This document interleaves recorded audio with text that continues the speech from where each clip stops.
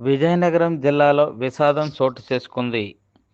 విజయనగరం మాజీ ఎమ్మెల్యే కోలగట్ల వీరభద్రస్వామి సోదరుడు senior advocate తమ్మన్నశెట్టి గుండెపోటుతో బుధవారం సాయంత్రం కన్నుమూశారు.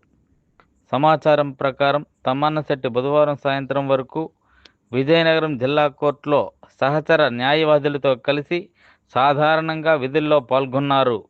అయితే అకస్మాత్తుగా ఆయనకు అస్వస్థత కలగడంతో అక్కడే కుప్పకూలినట్లు సమాచారం.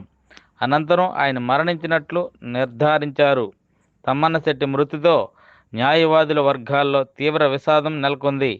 ఆయన పార్థివ దేహాన్ని విజయనగరంలోని స్వగృహంలో ఉంచగా జిల్లా జడ్జి, పలువురు కౌన్సిలర్లు, బార్ అసోసియేషన్ అధ్యక్షులు మరియు సభ్యులు సందర్శించి నివాళులర్పించి కుటుంబ సభ్యులకు ప్రగాఢ సానుభూతి తెలిపారు. సీనియర్ అడ్వకేట్ తమ్మన్నశెట్టి న్యాయవాది వృత్తిలో విశేష సేవలు అందించిన వ్యక్తిగా గుర్తింపు పొందారు. ఆయన మరణం న్యాయవాదుల వర్గాలకు తీరని లోటుగా పలువురు అభిప్రాయం వ్యక్తం చేస్తున్నారు.